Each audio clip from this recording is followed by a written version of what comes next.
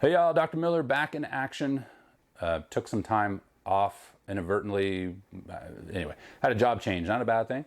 So taking a new position, and so you might see almost all my videos now with this backdrop in the home gym slash extras garage. And we have that's the home gym. So good to be making some videos again though. I'm looking forward to making more here in the next few weeks and into the fall as well. Before I start on the content of this one, looks like most people have enjoyed some of the book reviews. I'm gonna try to do more of those. And so look for those coming up. But be sure to subscribe to the channel. I was always trying to get to 1,000 subs because that's the Lambo dreams, baby. 1,000 subs. And we're gonna do that together, and then I get all the benefits. So if you wouldn't mind subbing, I'd appreciate it. Be sure to like this video too. And if you don't like it, you can down like it too. Was it down thumb? I don't know, YouTube changes, they get softer all the time. Not so much liking, I don't know. Anyway, let's jump into what I want to talk about today. I was watching youth weightlifting nationals. One of my old athletes, I started training her when she was 9, and one of my former athletes coached her and has been coaching her, doing a fantastic job. Both of them did a wonderful job at youth nationals. And this reminded me of this topic. I made a video on it a while ago, but I just wanted to touch on it again and maybe add a little bit of a different angle to it. And that is strength training with kids. Now, I'm going to use the word kids here. What I mean by that is 17 or under, but that, training age and biological age don't always end up being the same thing. If somebody starts a little bit younger, their training age could be, a 16-year-old could be more advanced than an 18-year-old. So just keep in mind that that can slide, but for the most part, we'll say 17 and under when talking about kids. My concern, this video is a concern I have, a trajectory that has seen a pendulum shift from when I was an athlete and a young coach, where it was just, kids were, it was kind of frowned upon that they lift, right? Concerns over epiphyseal plate fractures, growth plate fractures, stunting growth, all that. And most of it came out of case studies and things like this. And then once that kind of was, hey, this is not something we're seeing in the literature, and really there isn't a lot of literature on this anyway, but we switched it to, well, kids can lift as long as we have qualified supervision. Now, I would argue that's a good thing when we talk about qualified supervision, and make sure that I don't make a straw man here. There's a lot of great coaches that would echo what I'm saying. And I would say, percentage-wise, at least 50-50. But my concern is that there's not 100% in this idea of, when we look at youth strength training, I've seen the pendulum, it seems like, switched all the way over to, I see a lot in barbell sport. And USAW and powerlifting federations have tried to do a good job of addressing this. Like, hey, let's not push these kids too far too fast. But then on the other side, we're publicizing world records and everything else. I think that it's hard. It's a hard balance. I get it. Let's take this 13U athlete and win a world championship. Oh, cool. But let's not kill them, right? But this pendulum shift over to kids can lift heavy. Let's just go for it. I think we can do the best of both worlds. But there has to be this shift away from kids can just lift heavy.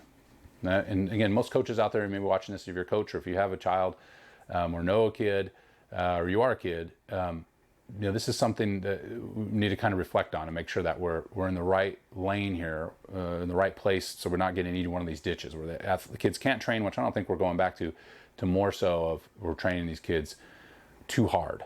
All right, so let's talk about what I mean by too hard. What have I seen? There's two things that are a concern when it comes to strength training, right? If you look at RP's videos, right? I'm an RP coach. Dr. Israel will talk about minimum effective volume. Right? So what's the minimum amount of volume you can do in order to see gains? Well, with kids, that's pretty low. That volume is really low compared to your average lifter, maybe except for a beginner. And by the kid being virtue of a beginner, right, their minimum effective volume is going to be really low.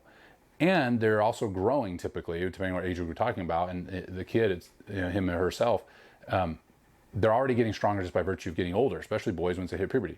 So the minimum effective volume is actually low. That's what I'm getting at. And so strength gains, we don't have to use advanced techniques and high volumes in order to see strength gains in kids. Exercise selection, I think, is more of a concern. The use of deadlifts and barbell back squat, and even the front squat for non-weightlifting athletes, I think is unnecessary. And I'll go as far as to say that it's completely unnecessary for athletes. Now, if you have a young powerlifter, or you have a young weightlifter, there may be times, especially powerlifting, you'll put a bar on their back and pull deads off the floor. However, those volumes should be managed very, very carefully, and those intensities managed very, very carefully. I don't like to see young athletes go to failure in those lifts. I've had young athletes when I was a young coach that went to failure, and I regret those things, coaching these athletes. That's what caused a lot of the reflection of, hey, these athletes maybe are too young to be pushing this hard, and they don't have to. That was part of my own reflection on this as well. There's not a ton of research on the things I'm talking about, so a lot of this is just my observations. But if we don't need a lot of volume and we don't need real intense exercises, then let's do that. So even Olympic style weightlifting, I used to back squat athletes when they were younger, as long as they could do it properly, right? I'm qualified supervision, and so I teach them properly. But as I start to see those athletes, well, they're getting this, similar strength gains from hex bar deadlift, and even if there's machines available, and dumbbells and 1 1/4 squats, and they're getting strength gains from those exercises similar to what they're getting in the barbell back squat, but they're not picking up the total cumulative stress of doing back squats when they're 13 years old, right? Why not wait to do barbell back squats once those other things have been tired? In other words, your leg extension machine, if you have one, or leg press, if you have one, or your dumbbell work, 1 1/4 squats and narrow stance squats, et cetera, et cetera. Once those things are not seeing strength gains, the dumbbells are too big, whatever, then maybe move in order more to the barbell. But until you reach that point, what's the point of going to the barbell?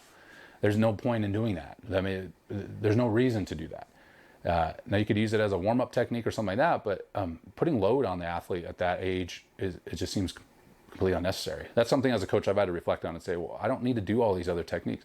Even a high school strength and conditioning facility, your typical high school, there is many times a focus on barbell work. I would argue that many of these athletes will see similar strength gains with different implements, and they'll experience less joint stress and wear and tear as a result. It's hard to measure that, and I don't know if we'll ever be able to measure it effectively. There's been a few studies, they're not very good, to be honest with you, but looking at what's the accumulative wear and tear from doing barbell work too early and too young.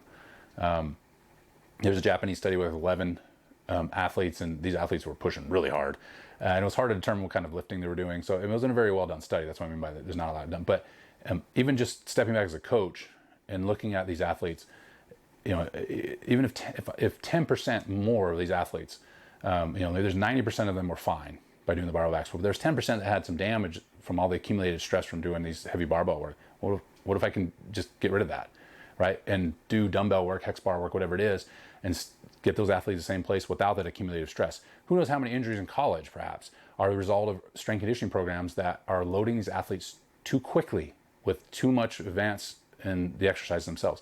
Most kids can't clean. Most adults can't do a clean correctly. So and I love the Olympic movements. I love Olympic style weightlifting. Again, I love the sport for kids. I think it's great. But when we're talking about training now, the everyday training of a general athlete, I think we need to be really careful. Whether you're a parent, kid, coaching kids, you are a kid, look for the minimal effective volume, look for the minimal effective exercise to see gains. And I think you'll find it's a lot lower than you think it is. So again, even the Olympic style weightlifters and powerlifters, these athletes don't need much in terms of stimulation, right, to see muscle gains. They really don't.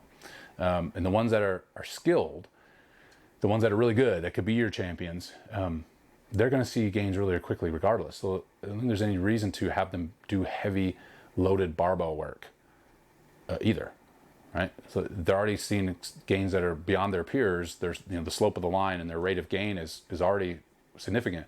There's no reason to add a barbell on there, right? And I had to kind of wrestle with myself as a coach, and maybe some of you are like, yeah, I already know that. Cool. But I just want to at least put it out there that we need to start exercising more caution in how we're training kids. We've kind of, again, we switched over from no lifting to let's go for it. I don't think that's right either. And judging by some of the strength conditioning settings I see, not all of them, but some of them I see in the high schools and things, I think we're kind of we're out kicking the coverage, so to speak. We're outrunning the athletes. We don't need to do the things we're doing in strength conditioning. It doesn't have to be that complicated. And it may not be as cool and sexy, and the weight room doesn't look as neat and pretty and color, like the racks and everything else. Well, that's okay, because we're training human beings. We're not just trying to make cool promotional videos. So that's my soapbox for today. I'll be reviewing some research studies in the next couple of videos, so look for those. It's good to be back. Maybe this topic has made you angry. I don't know, but I don't know why it would be. But hopefully it's just caused, even if you disagree with me, maybe just it caused some contemplation if you're a coach or trainer, that making sure that we're training kids appropriately and we're not pushing, not kicking the coverage. And causing these kids to pick up injuries, you know, in the early 20s when they didn't have to, as a result of some of the training they were doing when they were younger. Okay, I'll see you guys next video. It's good, again, good to be back. I'm looking forward to making more videos in the next coming weeks to months, and I'll see you in the next one.